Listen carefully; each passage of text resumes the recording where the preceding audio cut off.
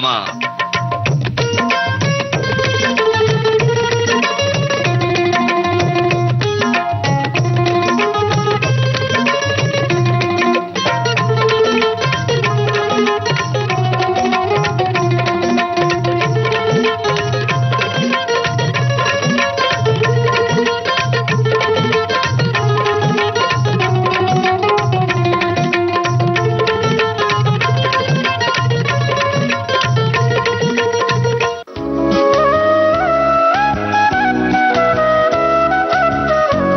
सेहतनामा विश्व स्वास्थ्य दिवस के मौके पर आज सुनिए माता एवं शिशु स्वास्थ्य इस विषय पर स्त्री रोग विशेषज्ञ डॉक्टर सोनल काटवाला से मंदाकिनी जोशी की बातचीत। आज सुनिए पहली कड़ी।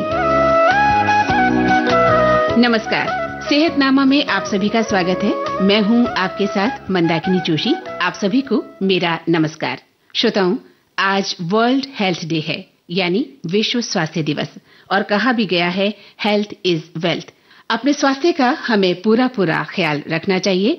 इस बार की थीम है healthy beginnings hopeful future, focusing on improving maternal and new born health and survival, यानी स्वस्थ शुरुआत आशापूर्ण भविष्य, जिसका उद्देश्य है मातृ शिशु स्वास्थ्य। तो आज इसी अवसर पर विविध भारती के स्टूडियो में हमने आमंत्रित किया है महिला एवं बाल रोग विशेषज्ञ डॉक्टर सोनल काटवाला को।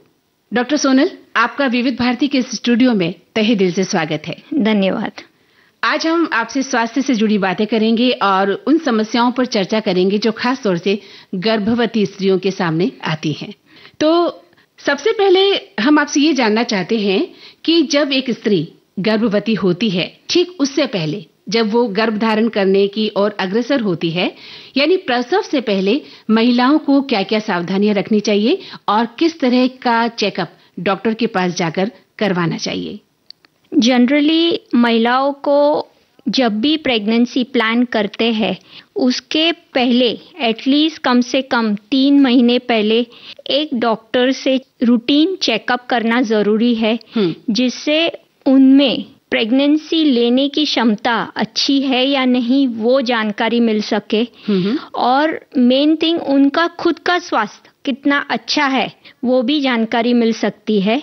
यानी जनरली उसमें हम लोग पेशेंट को प्रेगनेंसी रिलेटेड डिजीज यानी एनीमिया, जो काफी कॉमन है हीमोग्लोबिन कम होने के कारण, आगे चल के बच्चे में और माँ में दोनों में तकलीफ आती है प्रेगनेंसी के दौरान, उसको छोड़ के आजकल डायबिटीज जो बहुत कॉमन है, बहुत यंग एज में डायबिटीज देखा गया है, तो प्रेगनेंसी के दौरान डायबिटीज न हो वो बहुत जरूरी और इम्पोर्टेंट बात है। तीसरी और कॉमन प्रॉब्लम यानी थायराइड का प्रॉब्लम, जो भी हम लोग कोशिश करते हैं कि पहले ही डिटेक्ट हो जाए, जिससे मामूली एक छोटी गोली से सब कुछ कंट्रोल में रहे जब माँ प्रेग्नेंट होती है। सो ये ज्यादातर कॉमन प्रॉब्लम्स है जिसका इलाज हम लोग पहले ही करना चाहते हैं बिफोर माँ कंसीव हो, प्रेग्नेंट हो, उसके पहले। तो प्रेगनेंसी से पहले यानी प्रसव से पहले महिलाओं को ये विशेष सावधानी रखने की जरूरत है, कि वो समय पर चिकित्सक के पास जाए, डॉक्टर के पास जाए और अपना इलाज करवाए। बरोबर। हाँ। और एक गर्भवती महिला को अपने पोषण का कैसे ख्याल रखना चाहिए, अपने खान पान का, अपने न्यूट्रिशन का क्या ख्याल रखना चाहिए, किस तरह का खान पान उसे इस दौरान लेना चाहिए? जनरली ऐसा कहते हैं कि बैलेंस डाइट, यानी एक जगह ही फोकस करके डाइट लेने की जरूरत नहीं है। आप सब कुछ बरोबर मात्रा में लोगे, न्यूट्रिटिव लोगे, यानी प्रोटीन्स, कार्बोहाइड्रेट्स, फैट्स एक सही मात्रा में, सबसे ज्यादा प्रोटीन्स रहना चाहिए खाने में, उसके बाद कार्बोहाइड्रेट्स, उसके बाद फैट्स और मिनरल्स और विटामिन्स। यानी आप अगर अपना इंडियन थाली देखते हैं तो दाल, चावल, सब्जी, एग सब थाली में रहना चाहिए, तो ही वो महिला को एडिक्वेट पोषण कहा जाता है कि एडिक्वेट पोषण मिल रहा है। तो प्रेगनेंसी के पहले जरूरी है कि महिला एडिक्वेट अच्छे से पोषण ले रही है। अगर वो अच्छे से पोषण ले रही है तो इवन इफ वो डॉक्टर के पास जाती है तो उसके सभी रिपोर्ट्स भी अच्छे दिखाते, तो उनको भी प्रेगनेंसी जल्दी से जल्दी रखने का चांस मिल जाता है। जी, यानी अपने खाने की जो थाली है उसे आप सभी चीजों से भर के खाए। हाँ। और एक और बात कि इस दौरान उसे एक्सरसाइज भी करनी चाहिए, किस तरह से अपने बॉडी को एक्टिव रखना चाहिए। कई बार कुछ महिलाएं देखने में आता है कि गर्भावस्था के दौरान बहुत ज्यादा आराम करने लगती हैं या कुछ महिलाएं जरूरत से ज्यादा काम करती हैं, तो इन दोनों ही स्थितियों में आप क्या कहना चाहेंगी? हाँ, अभी जैसे सब कुछ खाना भी बैलेंस होना चाहिए, उसी हिसाब से एक्सरसाइज भी बैलेंस्ड होनी चाहिए। यानी जो गर्भ महिला है, गर्भ धारण की हुई महिला रहती है, उनको ओवर एक्टिविटी नहीं होनी चाहिए, जिससे थैली का मुंह खुलने का चांसेस बढ़ जाता है। अच्छा। डिलीवरी प्रीमेच्योर होने का चांसेस बढ़ जाता है। तो वो नौबत ना आए, इसके लिए हैवी वर्क अलाउड नहीं है, बट साइमल्टेनियसली पूरे दिन लेटे रहो, आराम करो, क्योंकि आप प्रेग्नेंट है, आप कुछ काम नहीं करोगे, वो भी सही नहीं है। और ऐसे केसेस इसीलिए शायद सिजेरियन और वो रेट भी बढ़ रहे हैं, क्योंकि एक्टिविटी नहीं है। सिडेंट्री डेस्क जॉब, पूरा टाइम इधर सिर्फ खाना और आराम करना, उसके कारण भी काफी प्रॉब्लम्स आते हैं डिलीवरी के दौरान। जी जी। सो वुमेन का जनरली जरूरी है कि वो थोड़ा एक्टिव लाइफ रखे। मेरे हिसाब से रेगुलर घर का जो काम करते हैं वो ही करते रहे तो भी it is a good activity. जी, यानी कि सब कुछ छोड़ छाड़ के आपको नहीं बैठना। या यूं कहें डॉक्टर साहिबा कि कई बार जो श्रमिक महिलाएं हैं, जो कामगार महिलाएं हैं, जो खूब काम करती हैं, मजदूरी करती हैं, उनको तो बहुत ज्यादा मेहनत करनी पड़ती है। और वो देखने में भी आता है कि गर्भावस्था के दौरान भी सर पे जो है ईंटें उठाकर या कहीं पर काम करने जाती हैं, बहुत सारा बोझा उठाती हैं। तो ऐसी महिलाओं के लिए भी आप कुछ कहेंगी? ऐसे देखा जाता है कि जो श्रमिक महिलाएं रहती है, हाँ, ऐसा नहीं है कि अगर प्रेगनेंसी हेल्दी है तो उनकी भी प्रेगनेंसी अच्छी खासी 9 महीने में बीत जाती है। पर आप अगर ध्यान से देखेंगे तो ये महिलाएं ज्यादातर नॉर्मल डिलीवरी कर लेती है। जी। और जो सिजेरियन होते हैं वो ज्यादातर अपर क्लास में ज्यादा देखा जाता है, बिकॉज उनका रहन सहन ऐसा है, एक्टिविटी कम है। सो ये, बट नो डाउट श्रमिक महिला में डिलीवरी तो नॉर्मल हो जाती है, पर डिलीवरी जल्दी होने के चांसेस भी ज्यादा रहते हैं, क्योंकि उनका न्यूट्रिशन कम रहता है और वर्कलोड ज्यादा होता है। कुपोषण का शिकार भी कई बार वो हो जाती है। हाँ जी। तो डॉक्टर साहिबा, अगला प्रश्न हम आपसे करें, इससे पहले आपकी पसंद का हम एक गीत सुनना चाहते हैं। तो आप बताइए कौन सा गीत सुनना चाहती हैं? तारे जमीन पे का एक भी सॉन्ग। अच्छा, तारे जमीन पे फिल्म का गीत सुनना चाहते हैं, तो आपको सुनवाते हैं ये गीत। मैं कभी बतलाता नहीं, पर अंधेरे से डरता हूँ मैं माँ। यूं तो मैं दिखलाता नहीं, तेरी परवाह करता हूँ मैं माँ। तुझे सब है पता है ना माँ, तुझे सब है पता मेरी माँ।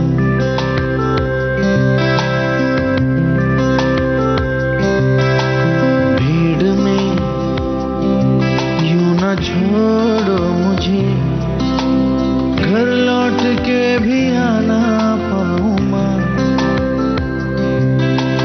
भेजना इतना दूर मुझको तू, याद भी तुझको आना पाऊँ माँ।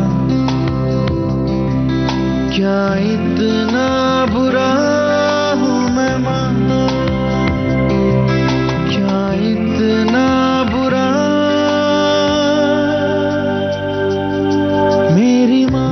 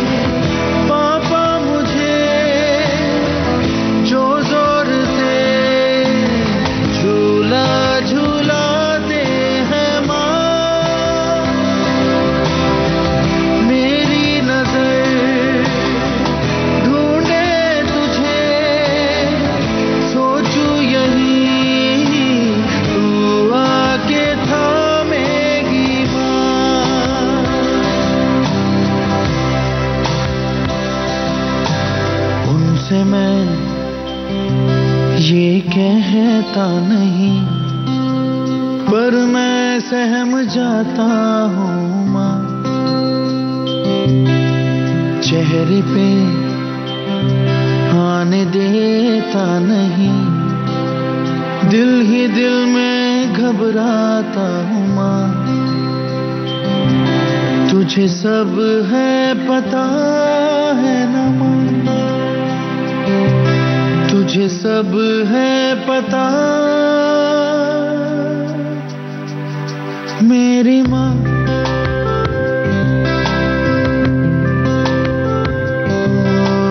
मैं कभी बतलाता नहीं, पर अंधेरे से डरता हूँ मैं माँ।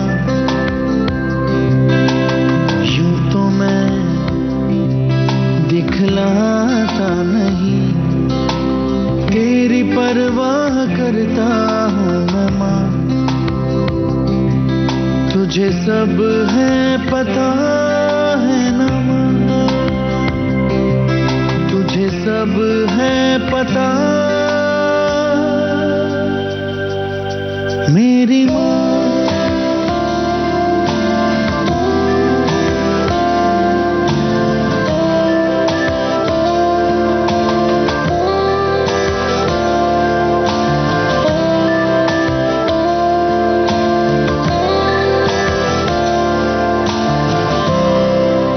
जैसा कि कहा कि बहुत ही बैलेंस्ड डाइट हमें लेनी चाहिए इस दौरान, तो इस दौरान गर्भावस्था के दौरान महिला को फॉलिक एसिड की बात करें या आयरन की बात करें, कैल्शियम की बात करें और विटामिन की बात करें, तो सभी की जरूरत होती है।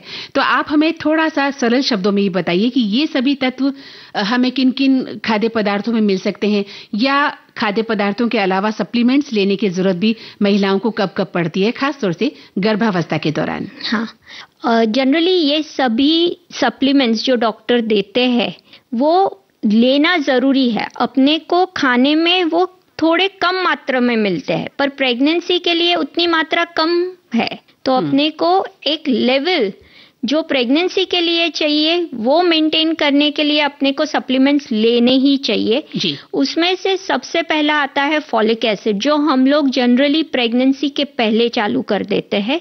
ये क्यों चालू किया जाता है? क्योंकि जो फॉलिक एसिड महिला नहीं लेती है उनमें ज्यादातर न्यूरल ट्यूब डिफेक्ट्स यानी ब्रेन रिलेटेड डिफेक्ट्स अच्छा बच्चे में ज्यादा देखा जाता है। इसीलिए फॉलिक एसिड लेना बहुत ही जरूरी माना जाता है और लेना ही चाहिए। और फॉलिक एसिड अपने को खाने में बहुत कम मात्रा में मिलता है, इसीलिए उसका सप्लीमेंट ही आंसर है। सेकेंड थिंग, आयरन और कैल्शियम की बात आती है। अपने को आयरन जैसी चीज बहुत सारे खान पान चीज से मिल जाती है।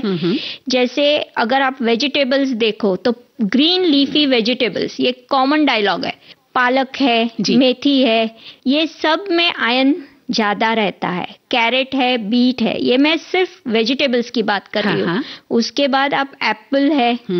दूसरा ड्राई फ्रूट्स और वो नहीं ले सकते तो फिर एटलीस्ट सिंग, चना, गुड़, चिक्की, गुड़ पापड़ी कॉमन है, वो लो, उसमें आयरन ज्यादा रहता है।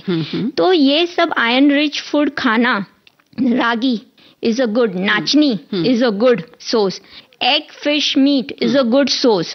पर ऐसा नहीं है, जैसे कोई पेशेंट गरीब है तो सिंग, चना, गुड़ वो तो सब लोग खा सकते हैं, तो उससे भी you get adequate iron source.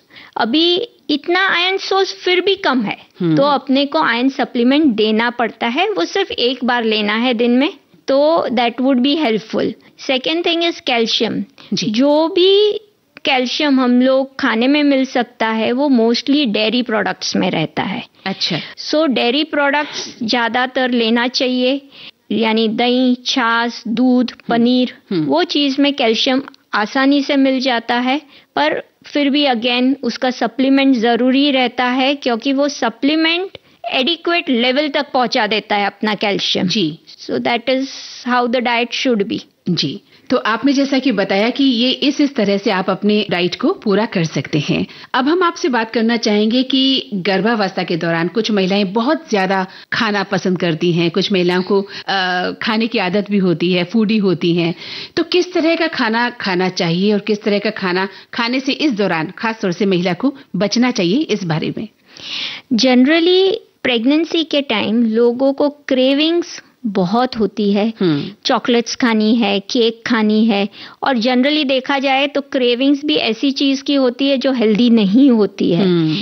तो हम लोग उस टाइम जनरली कहते हैं कि कुछ भी क्रेविंग सेटिस्फाई करने के लिए अपने को पूरा डिश खाने की जरूरत नहीं है जी। आपको केक खाने का मन हुआ तो आप 1-2 स्पून केक खा लो, इट्स मोर देन इनफ। ठीक है। आइसक्रीम खाने का मन हुआ तो पूरा आइसक्रीम खाने की जरूरत नहीं है, आप 1 स्कूप या हाफ स्कूप में भी अपना काम चले। ये किस लिए जरूरी है? क्योंकि कोई भी प्रेग्नेंट महिला का वजन एक रेंज में बढ़ना चाहिए। ओवरवेट अगर महिला हो जाती है यही सब रॉन्ग चीज खाने के कारण, तो बच्चे को भी इसकी असर होती है, क्योंकि पहले तो माँ को डायबिटीज होने के चांसेस बढ़ जाते हैं। ठीक है। तो दैट अफेक्ट, सो इसीलिए खाने में इट इज बेटर कि क्रेविंग होता है बट उसको जस्ट टेस्ट के हिसाब से, क्रेविंग सेटिस्फाई करने के हिसाब से थोड़ा ले लिया और फिर छोड़ दिया, that is a better idea.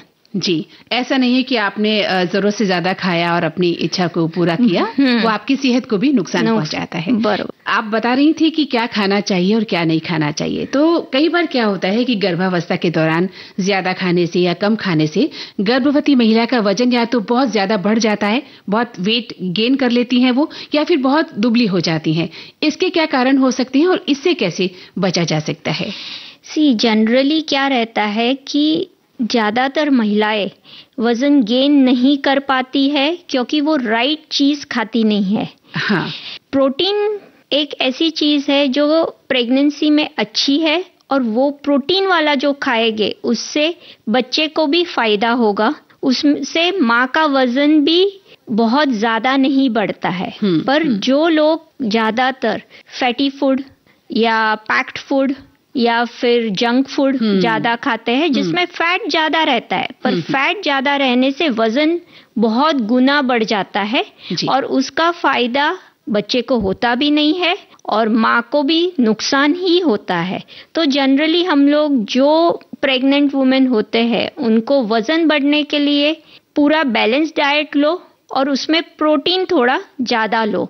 यानी प्रोटीन अगर हम लोग बोले तो वेजिटेरियन लोगों के लिए प्रोटीन के नाम पे दूध, डेयरी प्रोडक्ट्स और फिर सब टाइप की दाल, चने की दाल, मसूर की दाल बोलो, छोले बोलो, वटाना बोलो, वो सब प्रोटीन्स में आ जाएगा। और जो नॉनवेज खा सकते हैं उनके लिए एग, फिश, मीट सभी रिच सोर्स ऑफ प्रोटीन्स है। तो ये लेने से वजन बढ़ता है और सही मात्रा में वजन बढ़ता है और वो हेल्पफुल भी रहता है।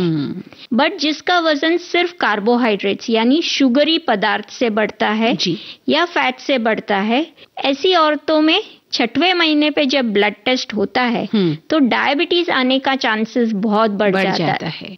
उनको प्रेगनेंसी के पहले डायबिटीज नहीं रहता पर प्रेगनेंसी का डायबिटीज आता है जी, और ब्लड प्रेशर भी कई बार बढ़ते देखा गया है। हाँ, तो ये दोनों चीज जो आप बता रहे हैं, डायबिटीज और ब्लड प्रेशर, दोनों प्रेगनेंसी इंड्यूस्ड यानी प्रेगनेंसी के कारण आया हुआ डायबिटीज है, प्रेगनेंसी के कारण आया हुआ ब्लड प्रेशर है जी।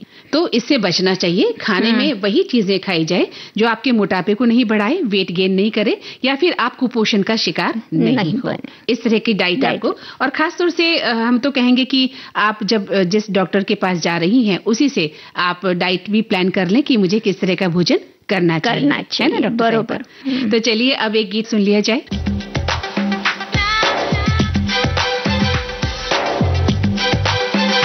पौने 12 बजे दोनों घर से चले। What's going on?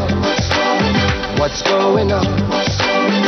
सोए हैं रास्ते, ये कहाँ हम चले। What's going on? What's going on? बुलाया किसी ने तुम्हें क्या, यहाँ जो तुम लहराते आए। करे हम जो चाहे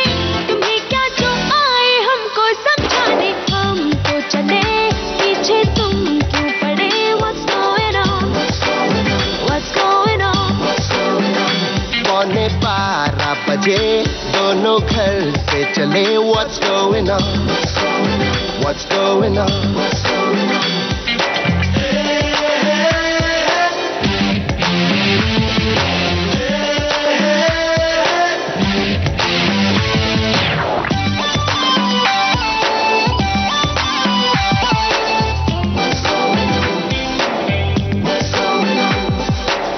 चलो छोड़ो नखरे दिखाना दिखाना, दुनिया का ना कोई ठिकाना ठिकाना। कहाँ सीखा बातें ये बनाना बनाना, दुनिया से हमको यूं बचाना बचाना। लड़ती हो तुम देखना पछताओगी, भागी हुई लौट के फिर आओगी।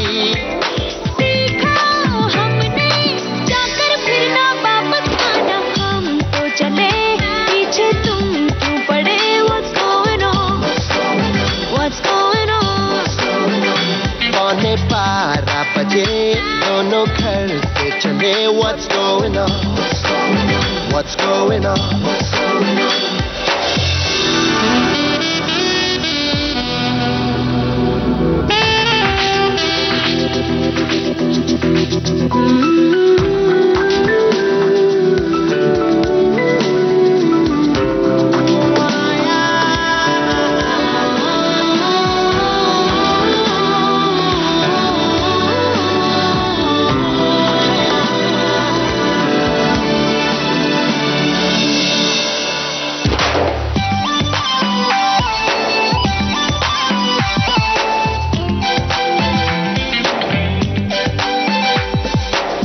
चलो हमें इतना बताओ बताओ, परवाह तुम्हें क्यों ये सुनाओ सुनाओ। परवाह किसे है जाओ जाओ हाँ जाओ, रह लो अकेली जो रह पाओ रह पाओ। रहना पड़े तो चलो रह जाएंगे, थोड़ी कमी ये चलो सह जाएंगे। तो फिर जाओ रह लो सह लो फिर बदलाओ, हम तो चले पीछे तुम क्यों पड़े? What's going on? What's going on? बुलाया किसी ने तुम्हें क्या, यहाँ जो तुम लहराते आए।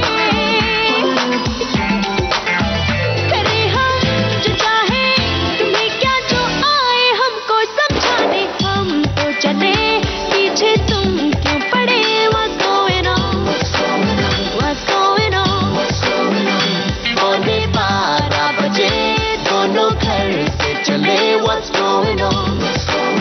What's going on? सोए हैं रास्ते ये कहाँ हम चले What's going on? What's going on? 12:15 बजे दोनों घर से चले What's going on? What's going on? Doctor साहिबा, गर्भावस्था के दौरान कई सारे इन्फेक्शन होने की संभावनाएं भी हो जाती हैं। बहुत सारे संक्रमण होना एक आम परेशानी की बात हो सकती है। तो इस संक्रमण से जो गर्भस्थ शिशु है वो भी प्रभावित होता है। तो इस समय कौन-कौन से संक्रमण एक गर्भवती महिला को हो सकते हैं और इससे बचा कैसे जाए? जनरली देखा गया है कि गर्भवती महिला जो रहती है उनका इम्यून सिस्टम एकदम लो हो जाता है। अच्छा जी। जिसके कारण वो सभी इन्फेक्शन से प्रोन हो जाती है, उनको सभी टाइप के इन्फेक्शन होने के चांसेस बढ़ जाते हैं। तो इसके लिए इवन सिंपल आप बोलिए तो वायरल इन्फेक्शन, सर्दी खांसी अगर घर में किसी को हुआ तो जनरली वो पहली औरत, गर्भवती औरत को ही पहले वो होगा, क्योंकि उसका इम्यूनिटी कमजोर है। अभी ऐसी कंडीशन में मलेरिया है, इन्फ्लुएंजा है, ऐसी बहुत सारी वायरल बैक्टीरियल इन्फेक्शंस है जो कॉमन हो जाती है। इसीलिए बहुत सारी महिलाएं जैसे बोलती है कि मुझे तो बहुत मन हो रहा था इसलिए रास्ते में खड़े होके पानी पूरी खा ली। हाँ जी। पर साथ में 4 जन और खाएंगे, उनको कुछ नहीं होगा, पर उसको जुलाब हो जाता है। जी। तो जनरली हम लोग ऐसे बोलते हैं कि इस दौरान बाहर का खाना जितना हो सके कम रखो, जिससे आपको ऐसी कॉमन बीमारियां कम से कम हो। और क्यों हमको ये बीमारियां नहीं चाहिए? क्योंकि उसके कारण प्रेग्नेंट वुमेन का वजन बढ़ता नहीं है, उसका जो पोषण एडिक्वेटली लेना चाहिए वो ले पाती नहीं है। बच्चे को भी कभी कभी मलेरिया जैसी बीमारियां रहती है, उसके कारण बच्चे को भी बहुत तकलीफ होती है गर्भ में जी। कई बार वो बच्चा बचाना भी प्रॉब्लम हो जाता है। मलेरिया जो सुनने में ऐसा लगता है कि बहुत साधारण बीमारी है, बट उसके कारण माँ को जो टेम्परेचर बढ़ता है और वो सब प्रॉब्लम्स होते हैं, तो बच्चे का भी हार्ट बीट्स बढ़ने लगता है। तो यही सब चीज के कारण बच्चे को भी कभी कभी बचाना डिफिकल्ट हो जाता है। सेकेंड थिंग, ये एक मलेरिया की बात हुई, बट सिंपल वायरल इन्फेक्शन, कभी कभी वो वायरस और वो बैक्टीरिया बच्चे में कुछ खराबी पैदा कर देते हैं जो अपने को पूरे प्रेगनेंसी में मालूम नहीं पड़ता है, बट जब बच्चा डिलीवर होता है तब मालूम पड़ता है कि अरे ये ऐसा क्यों हुआ। तो कभी कभी वो कारण ऐसे इन्फेक्शंस होते हैं। जी, तो बहुत ज्यादा जो है एक महिला को अपने को संक्रमण से बचाना चाहिए। डॉक्टर साहिबा, जब हम बात कर रहे हैं संक्रमण की बीमारियों की, तो कई बार बहुत सारी महिलाओं को कई तरह की बीमारियां भी होती हैं जब वो गर्भावस्था में होती हैं, जैसे कि अस्थमा की बात करें, मधुमेह की बात आप कर ही रही थी, बीपी होता है या थायराइड जैसी समस्या होती है। कुछ महिलाएं एनीमिक होती हैं बहुत ज्यादा, और कुछ महिलाओं को पीसीओडी की समस्या भी होती है, यहाँ तक कि एचआईवी संक्रमित भी महिलाएं पाई जाती हैं। तो जब ऐसी महिलाएं आपके पास आती हैं, तो ऐसी महिलाओं का, ऐसी गर्भस्थ महिलाओं का आप कैसे ध्यान रखती हैं, और ये बीमारियां गर्भावस्था को कैसे प्रभावित करती हैं? क्योंकि इन बीमारियों के चलते तो प्रसव संबंधी बहुत ज्यादा जो है परेशानियां उत्पन्न हो जाती हैं। तो आप किस तरह से इन महिलाओं का ध्यान रखती हैं, उनको किस तरह से चिकित्सा देती हैं? आजकल जो टेक्नोलॉजी है उस हिसाब से ये सभी महिलाएं जिसकी बात हम लोग कर रहे हैं उनको एडिक्वेट स्वास्थ्य सुविधा है जी। अगर वो एक बार हॉस्पिटल जाके डॉक्टर को दिखाए तब, क्योंकि बहुत सारी महिलाओं का रहता क्या है कि वो 5वें-7वें महीने में डॉक्टर के पास जाती है, तब तक नुकसान ऑलरेडी हो चुका होता है। तो जनरली हम लोग प्रेफर करते हैं कि महिलाएं एटलीस्ट 3 महीने पहले नहीं तो एटलीस्ट यूरिन टेस्ट पॉजिटिव आने पे तुरंत दिखाने आए। अगर ये महिलाओं को एचआईवी जैसी बीमारी है तो बहुत सारी दवाइयां है जो उसके बच्चे को प्रोटेक्ट कर सके। माँ को एचआईवी रहता है पर बच्चा एचआईवी से बच जाता है। जी, सबसे बड़ी बात। अभी जो कोविड का दौर गया उसमें भी ऐसा देखा गया है कि हम लोग ने सिजेरियन, और ऐसी भी कोविड वाले पेशेंट का सिजेरियन भी किया है। तो वो सिजेरियन करने के बाद हम लोग वो बच्चे को कोविड नेगेटिव डिक्लेयर कर सके। सो ये सब चीज पॉसिबल है अगर आप प्रॉपर टाइम पे इलाज लेने जाओ।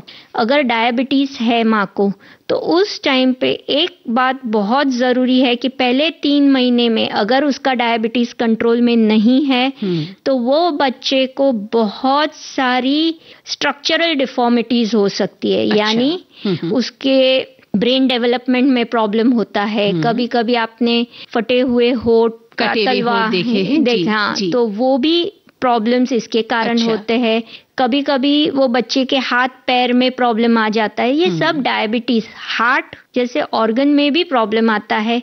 तो ये सब चीज कहीं ना कहीं डायबिटीज और ये सब चीजों से रिलेटेड है। इवन ब्लड प्रेशर के कारण बहुत सारे बच्चे कम वजन वाले पाए गए हैं। तो ये सब प्रॉब्लम्स। थर्ड थिंग इज अपना पीसीओएस का जो पीसीओएस जो हम लोग आजकल तो आई थिंक हर ओपीडी में बहुत सारे सच पेशेंट्स आते हैं। तो वो पेशेंट्स का मेन प्रॉब्लम क्या रहता है कि वो पहले 3 महीने प्रेगनेंसी खींच ही नहीं पाती है, उनका अबॉर्शंस होने का चांसेस बढ़ जाता है। तो इसीलिए जरूरी है कि स्टार्टिंग में ही ये औरतों को हम लोग प्रॉपर ट्रीटमेंट दे दे जब वो प्रेगनेंसी प्लान करे। जैसे अभी हमने बात किया अबाउट WHO थीम का, तो यही थीम है कि अपने को हेल्दी बिगनिंग करना है, स्टार्टिंग हेल्दी करना है, जिससे हम लोग जब 9 महीने के बाद बच्चे को देखे तो खुश रहे कि या बच्चा अच्छा है, बच्चा भी स्वस्थ है और जच्चा भी स्वस्थ है। बरोबर। तो आपके कहने का मतलब यही है कि जब आप प्रेगनेंसी प्लान करती हैं उसी समय से आप एक डॉक्टर चुन लें और डॉक्टर के पास जाना आपको शुरू करना है, क्योंकि तब से लेकर आप 9 माह तक या उसके बाद भी डॉक्टर के संपर्क में रहते हैं तो आप एक अच्छे बच्चे को, स्वस्थ बच्चे को जन्म दे सकते हैं और खुद भी स्वस्थ रह सकते हैं। बरोबर। और जो भी कॉम्प्लिकेशंस इस दौरान आपकी जिंदगी में गर्भावस्था के दौरान आते हैं उससे भी आप अपने आप को बचा सकते हैं। तो चलिए अब एक गीत सुन लिया जाए।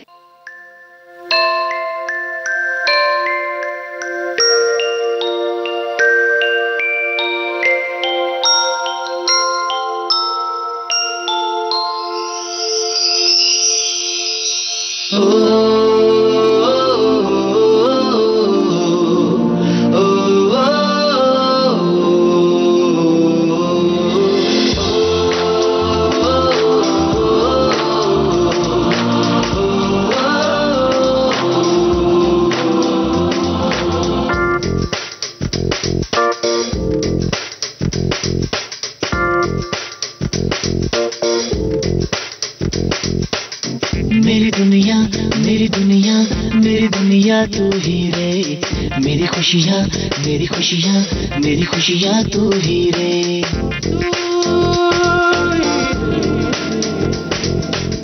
मेरी दुनिया, मेरी दुनिया, मेरी दुनिया तू ही रे, मेरी खुशियाँ, मेरी खुशियाँ, मेरी खुशियाँ तू ही रे।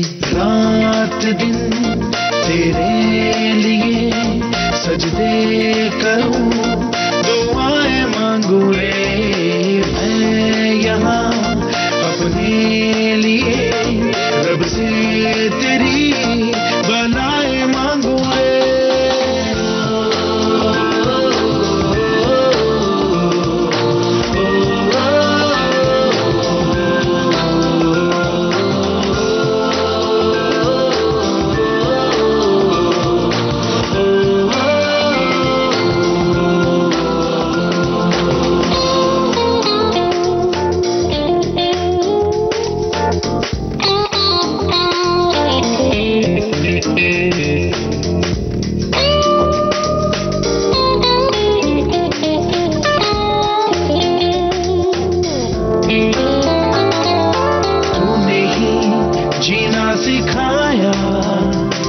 हम लोगों को अच्छा इंसान बनाया, जिंदगी है तेरा साया, अनजानों को सीधा रास्ता दिखाया। तू नहीं एक रोशनी ले आई है जीवन की राहों में, हर घड़ी गुजरे तेरी सारी उम्र अब अपनी बाहों में।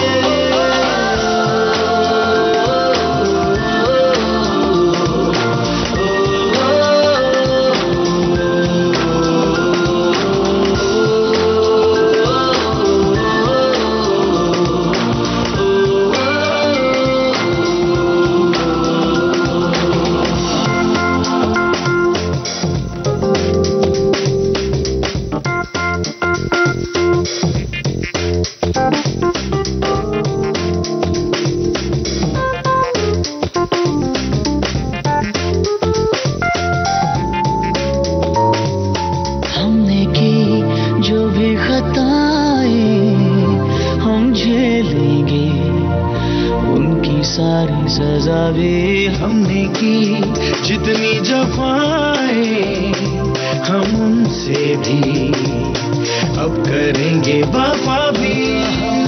नए मौसम नया, आलम नया, बदले हैं माँ भी कह रही एहसास की गहराइयाँ, चेहरा है तूफान भी।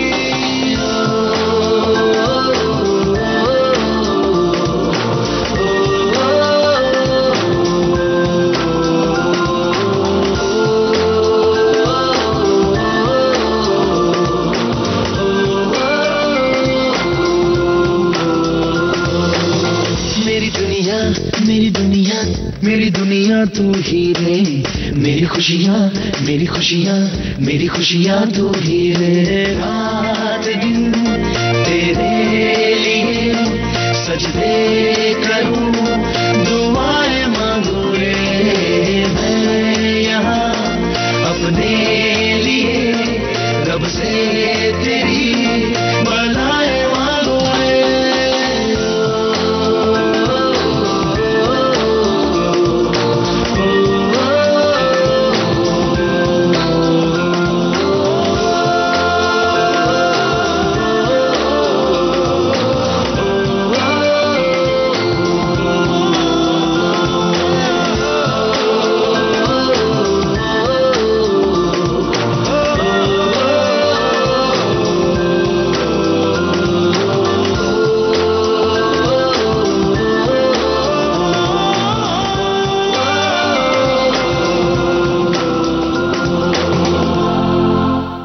डॉक्टर साहब, जब हम बात कर रहे थे शारीरिक पीड़ाओं की,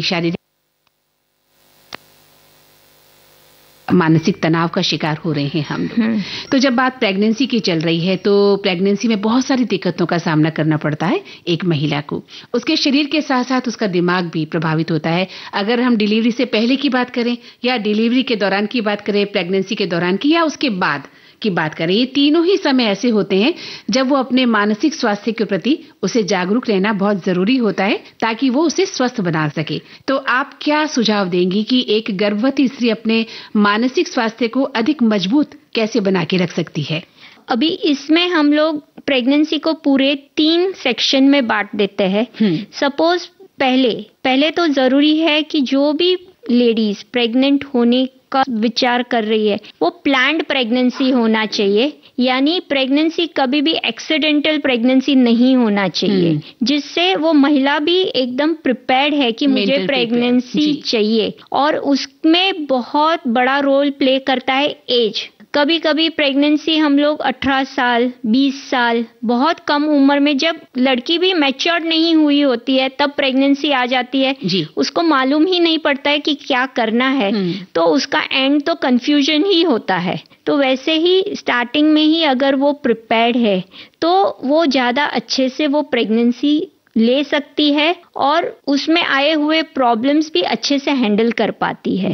ड्यूरिंग द फर्स्ट 3 months जब औरत को ज्यादा उल्टी और खाने में दिक्कत और ऐसा सब रहता है, तब फैमिली का सपोर्ट सिस्टम बहुत इम्पोर्टेंट रखता है।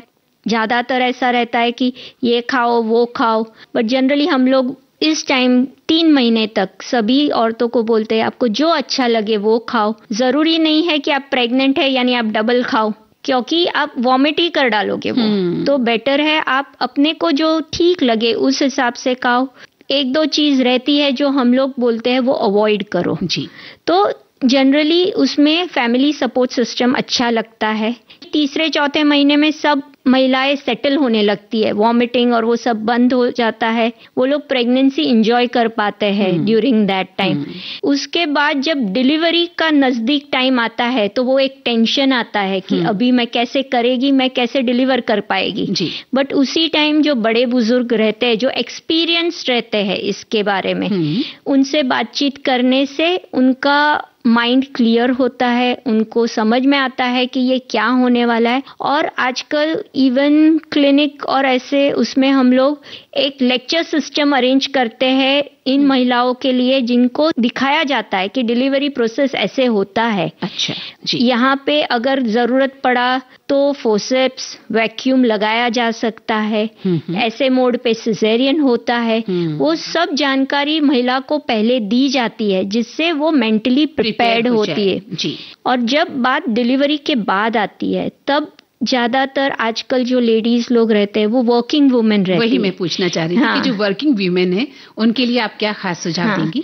तो उनके लिए बहुत जरूरी है कि उनको एक सपोर्ट सिस्टम बहुत स्ट्रांग बना लेना चाहिए ड्यूरिंग द प्रेगनेंसी टाइम, क्योंकि उनको मैं ऑफिस जाएगी तो बच्चे को कौन देखेगा, बच्चे का दूध का कैसे करेंगे, बच्चे का खाने का कैसे करेंगे, वो बहुत सारे क्वेश्चंस रहते हैं। और उस उलझन में वो न प्रोफेशनली ध्यान दे पाती है न घर पे ध्यान दे पाती है। तो उनको उस टाइम पे सिर्फ एक सपोर्ट सिस्टम की जरूरत होती है। आप वो लेडीज को कुछ सपोर्ट दो, यानी अगर सास है, माँ है, बहन है, जो उनको उसमें हेल्प करे। हेल्प भी पूरा टाइम नहीं करना रहता है, जितने टाइम वो बाहर काम करके आए उतने टाइम। और उसी दौरान जब औरत बाहर जाती है, जो बाहर जाने के कारण उसका भी माइंड फ्रेश हो जाता है, एक ही एनवायरनमेंट में से निकल के दैट बिकम्स सो वो एक मेंटल पीस, अलर्टनेस, एंड उसके कारण महिला प्रेगनेंसी और बच्चे का देखरेख बहुत अच्छे से कर पाती है जी। सो ये बहुत इम्पोर्टेंट चीज है। एंड स्पेशली आजकल के दौर में फैमिली में सब लोग काम करते हैं, तो एक दूसरे का सपोर्ट लेके टाइम एडजस्टमेंट्स करके वो मैनेज करना चाहिए। क्योंकि बहुत बार देखने में आता है डॉक्टर साहिबा कि जब वो प्रेग्नेंट है तो वर्किंग वीमेन भी है, उस दौरान भी वो काम पे जाती है, और प्रेगनेंसी के बाद भी उसे काम पर एक समय बाद जाना ही पड़ता है। तो उसे बच्चे की भी चिंता रहती है, घर की भी चिंता रहती है, और जहाँ वो काम करती है वहाँ का एनवायरनमेंट भी उसे परेशान करता है, तो वो डिप्रेशन का शिकार हो जाती है। तो ऐसी स्थिति से उबरना एक माँ के लिए बहुत जरूरी हो जाता है। वेरी ट्रू, बराबर है ना?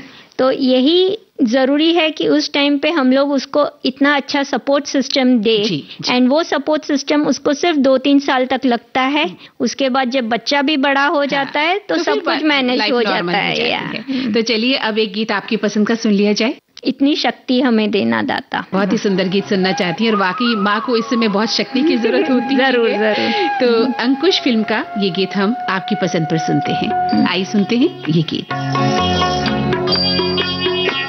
इतनी शक्ति हमें देना दाता, मन का विश्वास कमजोर होना। इतनी शक्ति हमें देना दाता, मन का विश्वास कमजोर होना। हम चले नेक रास्ते पे, हमसे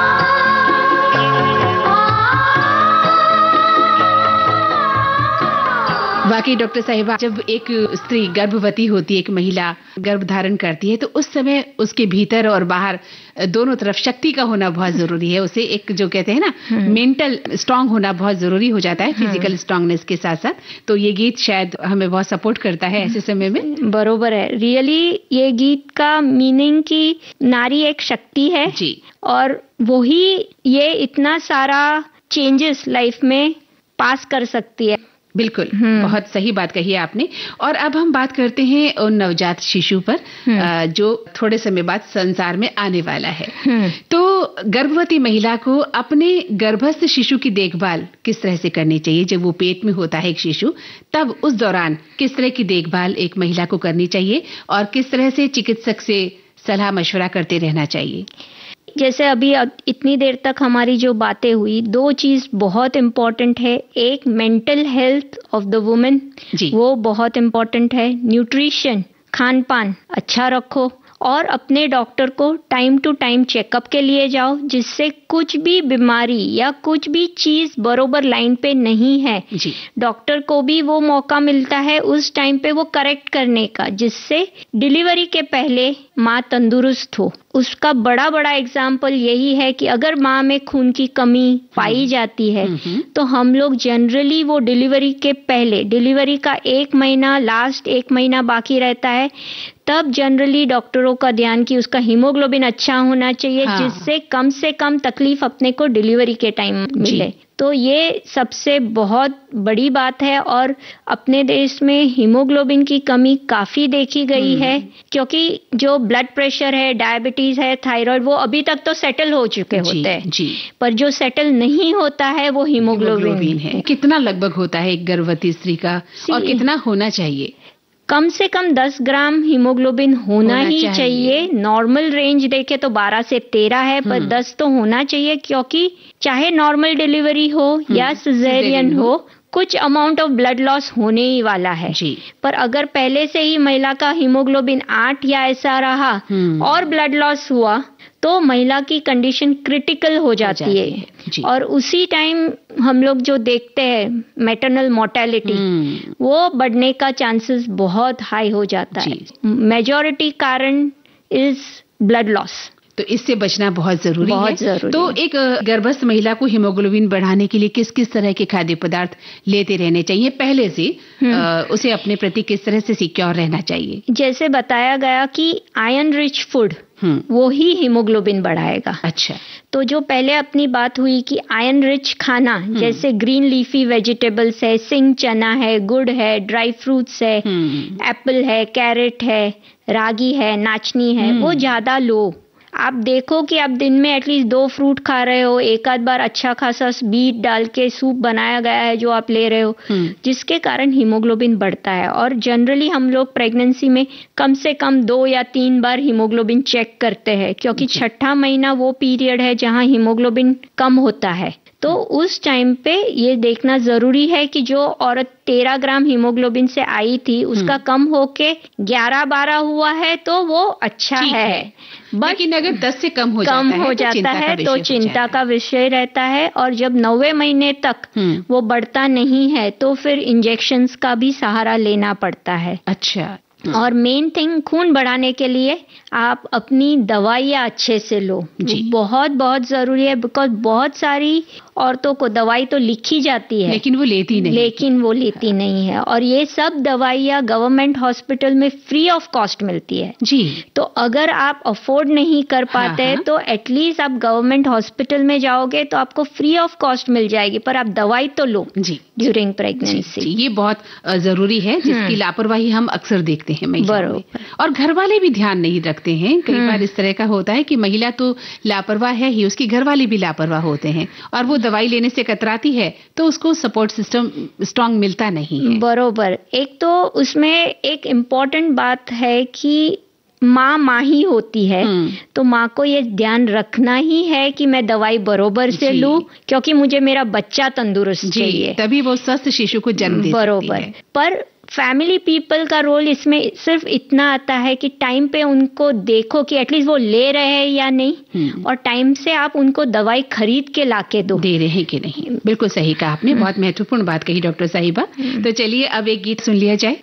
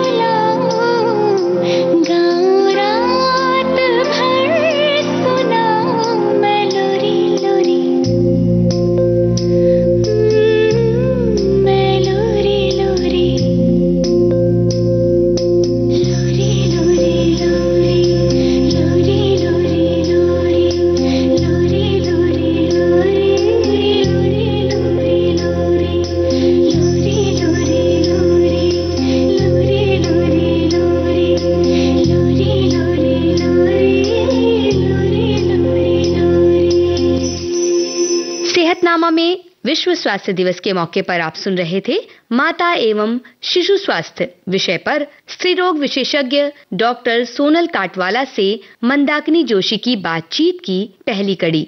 इस कार्यक्रम की दूसरी कड़ी सुनिए अगले हफ्ते आज ही के दिन। कार्यक्रम में रिकॉर्डिंग इंजीनियर अनुश्री शर्मा, कार्यक्रम की प्रस्तुतकर्ता तेजश्री कामले।